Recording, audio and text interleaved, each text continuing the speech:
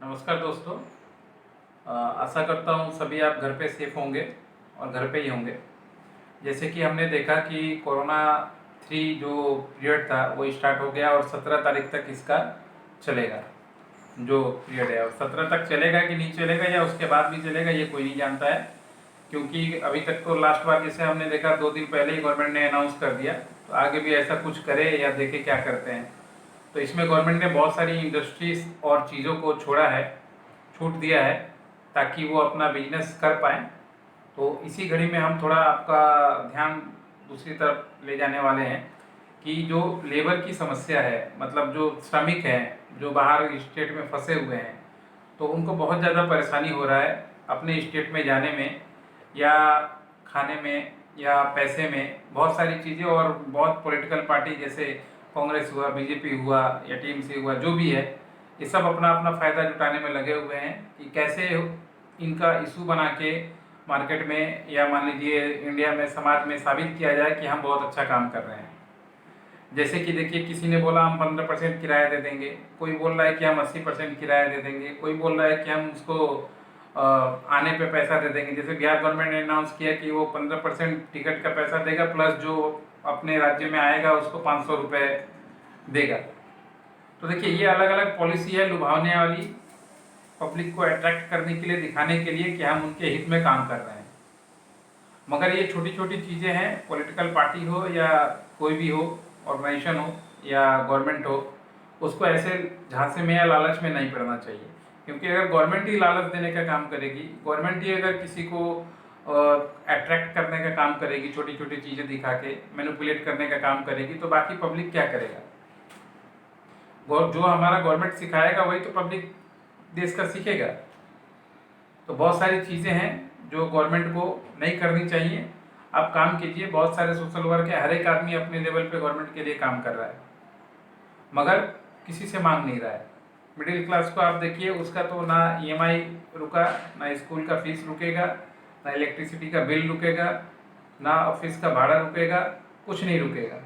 और ना ही इन पाँचों चारों पे गवर्नमेंट का कोई हेल्प भी मिलेगा। 100% श्योर आप जान लीजिए।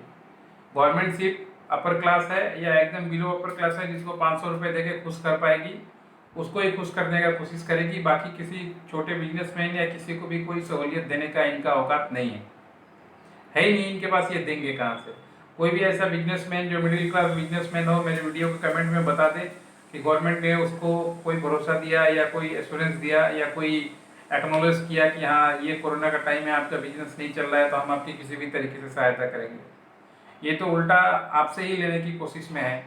पब्लिक भी उनको दे, जनता भी उनको दे, आप भी दीजिए, सैलरी में से भी दीजिए, फिर ये क्या करेंगे? ये हमारा पैसा लेके हम ही को फिर ये 500 रुपये लौटाते हैं छोटे छोटे वर्कर्स को, और उन पर दिखाते हैं कि उनके लिए बहुत काम कर रहे हैं। तो ये है गवर्नमेंट की व्यवस्था।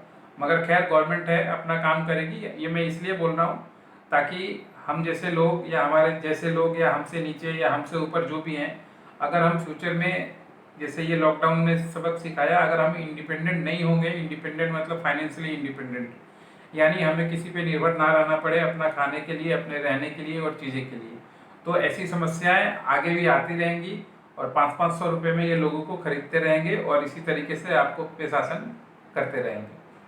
ये है मूल उद्देश्य आपको बताने का, ताकि आप भी किसान हो, लेबर हो, मजदूर हो, थोड़ा अपना दिमाग लगाइए और अपने आप को थोड़ा सशक्त कीजिए ताकि आप अच्छे से रह पाएँ। तो इसी सिलसिले में थोड़ा सा और भी कुछ बताने वाले हैं कि जैसे श्रमिकों की परेशानी चल रही है, इसमें अलग अलग जगह से अलग अलग लोगों ने गाइडलाइन जारी किया है, नंबर जारी किया है, जो आपके लिए जानना जरूरी है। जैसे वेस्ट बंगाल में अगर कोई आना चाहता है या वेस्ट बंगाल से जाना चाहता है, तो वेस्ट बंगाल का जो साइट है wb.gov.in, इस पर वो रजिस्ट्रेशन करा सकता है। या कोई टोल फ्री नंबर पे फ़ोन करना चाहता है तो 1070 टोल फ्री नंबर है, इस पर फ़ोन करके गवर्नमेंट को बता सकता है कि वो कहाँ पे है, तो गवर्नमेंट उसको हेल्प करने का कोशिश करेगी। वैसे 100 दिन से हमारे केरल से आए हुए 100 मजदूर बंगाल के जो बिलासपुर छत्तीसगढ़ में फंसे हुए हैं, मगर कोई उनको पूछने वाला नहीं है। वो हर एक राज्य को अपने और हर एक मिनिस्टर को टच कर चुके हैं, चिट्ठी लिख चुके हैं या कम्युनिकेशन कर चुके हैं, मगर अभी तक वहीं फंसे हैं बेचारे, कोई पूछने वाला नहीं है। मगर फिर भी हेल्पलाइन नंबर जारी है, तो हो सके आपके काम आ जाए, इसलिए आपको बता दे रहा हूँ। दूसरा, झारखंड ने क्या किया है, एक व्हाट्सएप नंबर चालू किया है 9431336472। ये व्हाट्सएप नंबर है झारखंड का। अगर कोई व्यक्ति झारखंड का है और अपने वहाँ के स्टेट गवर्नमेंट से कोई हेल्प चाहता है, बाहर फंसा हुआ है पास या किसी भी चीज़ के लिए, तो वो ये नंबर पे अपना स्टेटस व्हाट्सअप कर सकता है ताकि उसको उसका पोजीशन मिले। तीसरा एक बहुत बड़ा चीज़ है कि जैसे हम काम कर रहे हैं तो हर एक आदमी को खाना पीना इन सब चीज़ों की ज़रूरत पड़ रही है, मगर ये होने के बाद भी दुकान में आप देखिए पिछले महीने से इस महीने सारी चीज़ों की कीमतें बढ़ गई हैं। तो ऐसे एक महीना में क्या हो गया जो इतना सारा चीज़ों में वृद्धि हो गया। तो इसके लिए गवर्नमेंट ने भी एक ये किया है ताकि काला बाजारी को रोका जा सके।